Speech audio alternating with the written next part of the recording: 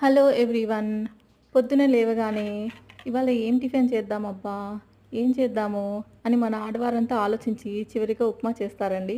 అదే ఉప్మా స్పెషాలిటీ. వారానికి 2 సార్లైనా ఉప్మా చేసుకుంటాము. సో, ఆ ఉప్మాని టేస్టీగా ఎలా చేయాలో నేను ఈరోజు మీకు చూపించబోతున్నాను. నేను ఈ ఉప్మా చేయడానికి బన్సీ రవ్వ తీసుకున్నానండి. బొంబాయి రవ్వతో కూడా చేసుకోవచ్చు. మనం నీళ్ళు తాగే గ్లాస్‌తో ఒక గ్లాస్ పైన బన్సీ రవ్వ తీసుకున్నాను. దీన్ని ముందుగా వేపుకుంటున్నాను.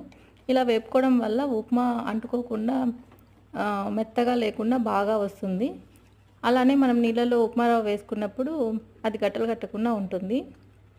తర్వాత కడాయి పైన 3 టేబుల్ స్పూన్స్ ఆయిల్ వేసుకున్నాను. అందులో పోపు దినుసులన్నీ వేసుకున్నాను. ఆవాలు, జీలకర్ర, కందిపప్పు, మినప్పప్పు, తర్వాత పావు కప్పు జీడిపప్పులు వేసుకున్నాను. జీడిపప్పులు ఆప్షన్ అండి, మీకు ఇష్టం లేకపోతే స్కిప్ చేసేయచ్చు. తర్వాత కరివేపాకు వేసుకొని నీట్గా వేపుకోవాలి. బఠానీలు నేను బయట ప్యాకెట్లో ఉన్న బఠానీలు తెచ్చాను. అవి త్వరగా ఉడకవండి, అందుకని నేను ముందుగా అవి వేసాను. అవి మెత్తగా ఉడికిన తర్వాత మిగిలిన కట్ చేసి పెట్టుకున్న వెజిటేబుల్స్ అన్నీ యాడ్ చేసుకోవాలి. ఇందులో పావు కప్పు ఆనియన్, బీన్స్, క్యారెట్, 3 పచ్చిమిర్చి చీలికలు వేసాను. ఇవన్నీ బాగా ఫ్రై చేసుకోవాలి. తర్వాత ఒక టమాటాని కట్ చేసి ఇందులో వేసుకున్నాను.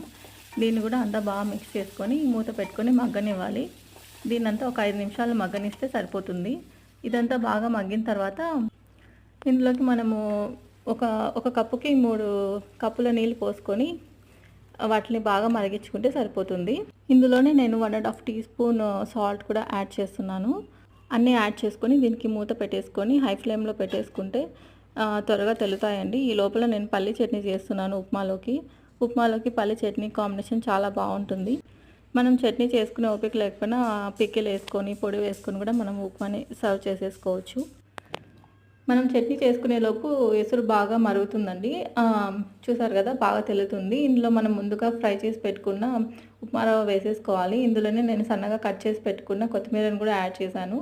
ఇవన్నీ బాగా మిక్స్ చేసుకొని మూత పెట్టుకొని సిమ్లో పెట్టేసుకోవాలి. ఒక 10 మినిట్స్కి మనకు ఉప్మా రెడీ అయిపోతుంది. అంతే అండి, చాలా సింపుల్ ఉప్మా. ఇందులోకి పల్లి చట్నీ కానీ, పికిల్ కానీ, పొడి కానీ దేంతో అయినా మనం ఈజీగా సర్వ్ చేసేసుకోవచ్చు. మీరు కూడా ఇది ట్రై చేసి ఎలా ఉందో నాకు కామెంట్ చేయడం మాత్రం మర్చిపోకండి. Thank you so much for watching.